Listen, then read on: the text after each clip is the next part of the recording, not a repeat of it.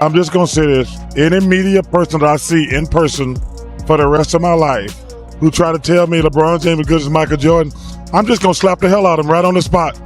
Right on the damn spot. No question asked. The next person who walks up to me and say, LeBron James, who is amazing, as good as Michael Jordan or competes like Michael Jordan, I'm just going to slap the hell out of you right on the spot. And I'm going to take my chances with the judicial system.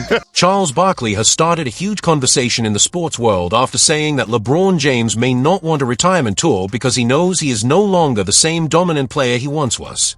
But that was only the beginning of Barkley's strong comments.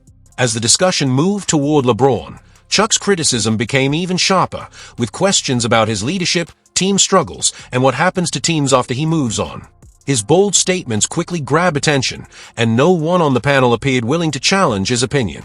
Now, fans are asking whether Charles Barkley is one of the last major voices in sports media who still says exactly what he believes about LeBron without worrying about the criticism. The debate started after reports from The Athletic revealed that LeBron has reportedly told people close to him that he does not want a traditional farewell tour when his legendary NBA career comes to an end.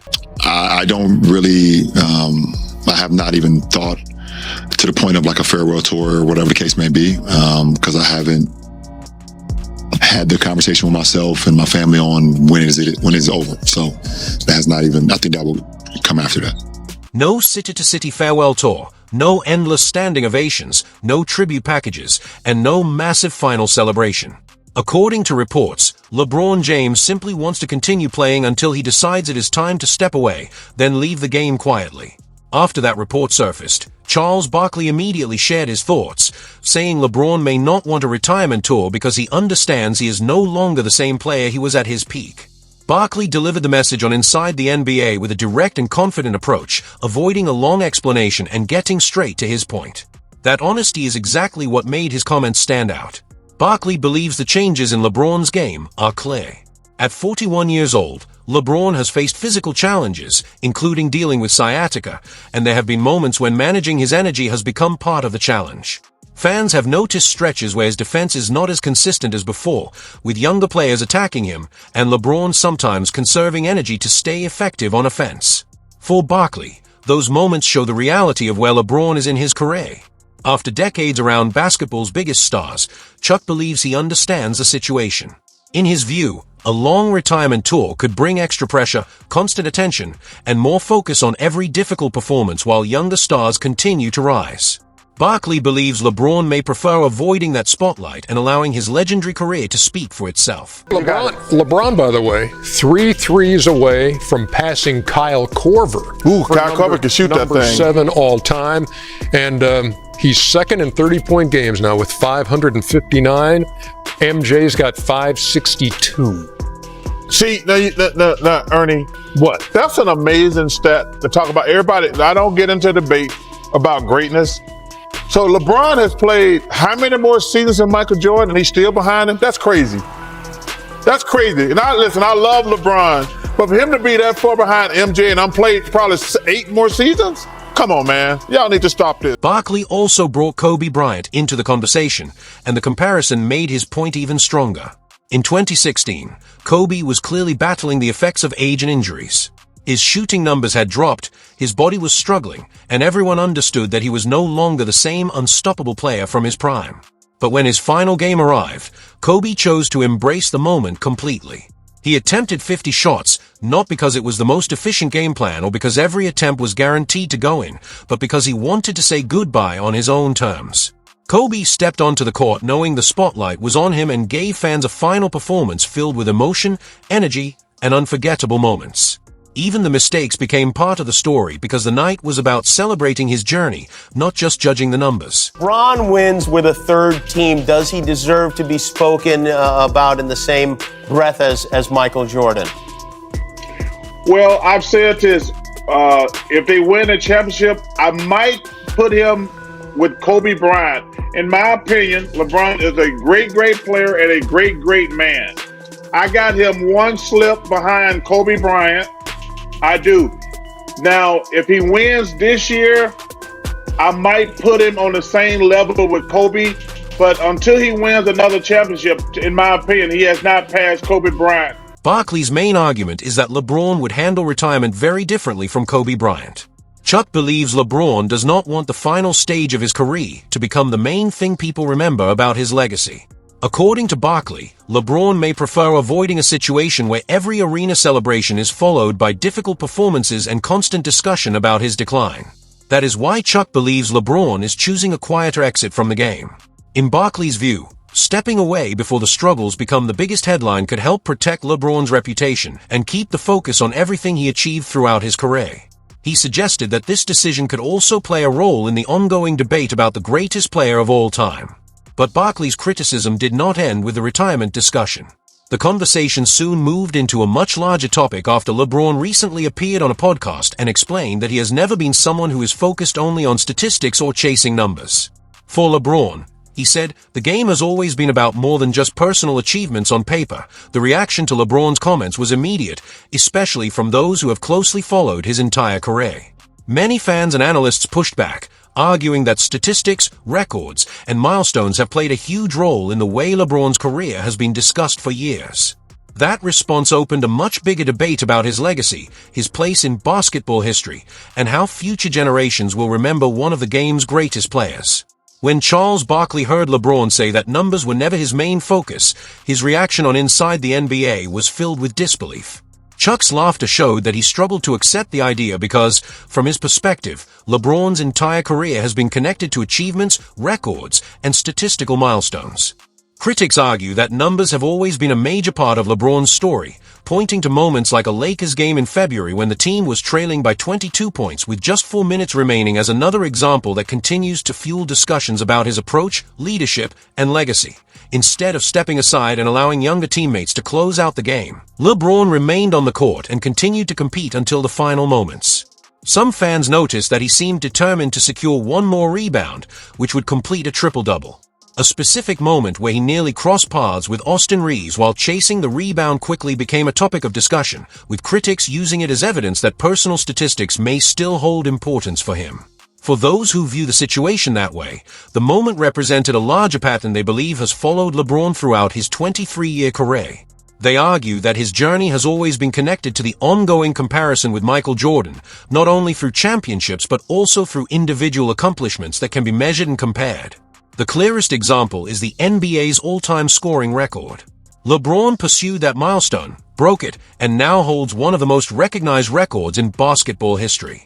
His supporters see it as another achievement that proves his greatness, while critics believe it provides another major argument in the never-ending GOAT debate. However, there is also another perspective to consider. Critics often highlight the difference in career length when comparing LeBron James and Michael Jordan. They point out that LeBron has played 8 more NBA seasons than Jordan did throughout his entire career, arguing that such a large gap in playing time can have a major impact on career totals. Their point is that if Jordan had enjoyed those extra seasons, the scoring conversation might have looked completely different. For many people, longevity and peak dominance are two separate discussions. They believe that when a player competes at a high level for a long enough period, career numbers naturally begin to grow and become harder to overlook. Charles Barkley has expressed similar views for years and has remained consistent about his opinion on how longevity, statistics, and greatness should be evaluated in basketball history. On Charles, he's a hater. What makes what he says credible? Because he's on TV? I'm not going to let him disrespect my legacy like that. I'm not the one who threw somebody through a window. I never spit on a kid. I never had unpaid debt in Las Vegas. I never said I'm not a role model. I'm tired of biting my tongue. There's a new sheriff in town. And that brings us to this Thursday night inside Studio J here in Atlanta. Well, this was the most anticipated night I've actually been here. For me too, Kenny. I was anticipating this all I have day. not. That's why I didn't call you. I didn't want to hear any preconceived. No, I think Chuck is laughing. But this is actually serious to me because I didn't want to hear any preconceived what you had to say. I want to hear it fresh, live, and direct. Okay. So, number one, I have no problem with what LeBron said. I have no problem. Everything's not true, but most of that is true. I've did some stupid things in my life. That being said, I've been doing this job for 15, 16 years. I have never said anything personal about a guy, and I'm never going to, ever. All my criticism on any player or comments on any team It's strictly about The relationship between Charles Barkley and LeBron James has a history that goes far beyond a simple television debate. While some viewers see their disagreements as part of sports entertainment, the tension between them actually goes back more than 15 years. It began in 2010 when LeBron made the highly publicized decision to leave Cleveland and join the Miami Heat through the nationally televised event known as The Decision. Barkley was one of the few major figures in basketball who openly criticized the move, even calling it a punk move, during a radio appearance.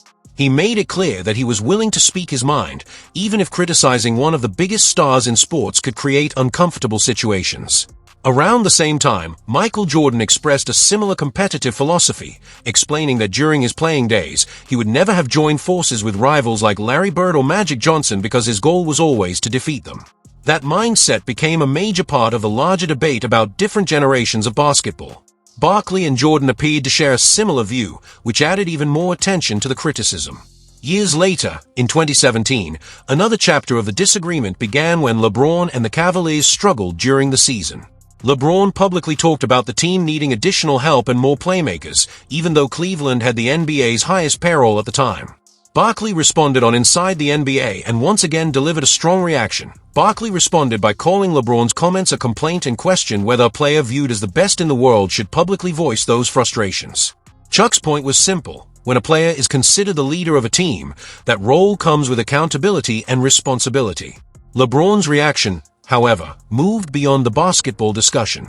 Instead of only addressing the criticism on the court, he responded on social media by bringing up several moments from Barkley's past, including controversies and mistakes from years earlier.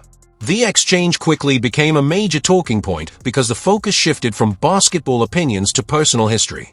Some critics of LeBron viewed that response as evidence that Barkley's comments had touched a sensitive area.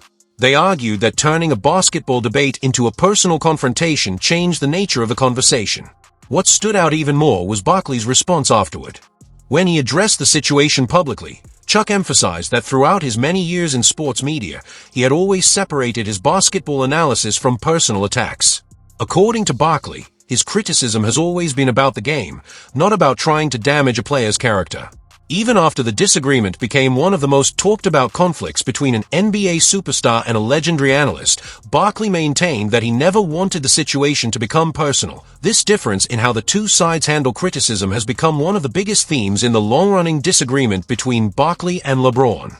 Critics often highlight that LeBron responded with personal comments, while Barkley continued to argue that his opinions were focused only on basketball. Even when the situation became heated, Chuck maintained that he was discussing performance, leadership, and the game itself rather than attacking anyone personally. Many people believe that part of the story is often overlooked when discussing their ongoing feud. More recently, Barkley made another controversial comment after an incident involving LeBron and Stephen A. Smith that gained major attention. Chuck described the situation in strong terms, suggesting that LeBron holds so much influence and power that moments like that can create pressure around sports discussions. He even joked that he now avoids criticizing Bronny because he does not want LeBron showing up to confront him. While the comment was delivered with Barkley's usual humor, many viewers felt there was a deeper message behind the joke.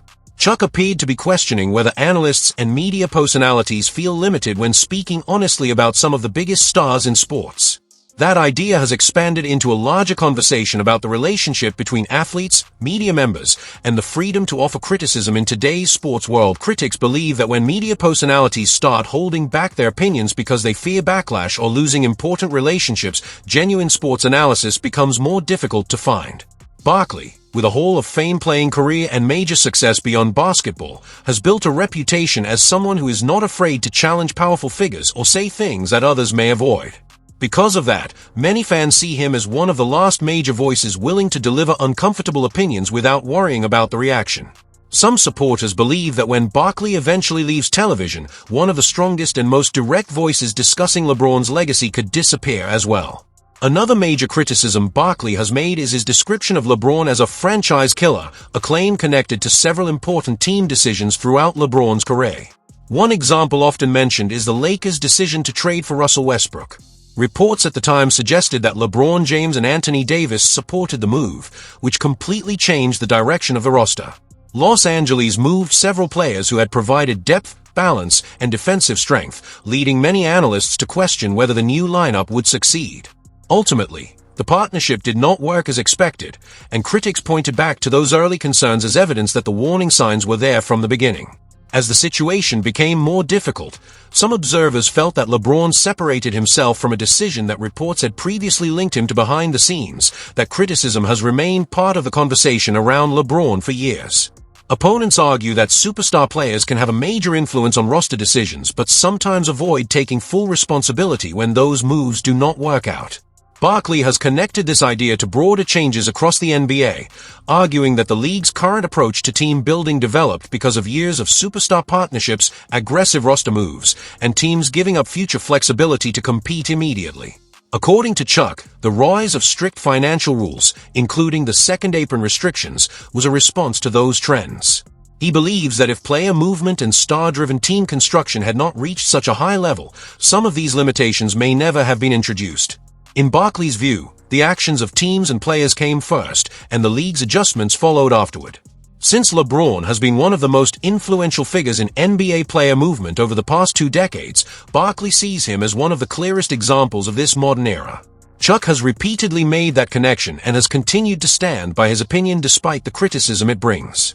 Another major topic Barkley often discusses is what he describes as the softer approach of today's NBA compared to previous generations. Barkley has often connected LeBron with the modern era of basketball and compared today's superstars with the legends who came before them. He frequently points to Michael Jordan's battles against the physical Detroit Pistons as an example of a player who had to overcome intense challenges before reaching championship success. Those difficult playoff series became a defining part of Jordan's legacy, with supporters viewing them as proof of his toughness, patience, and determination. Kobe Bryant is another player often mentioned in these discussions.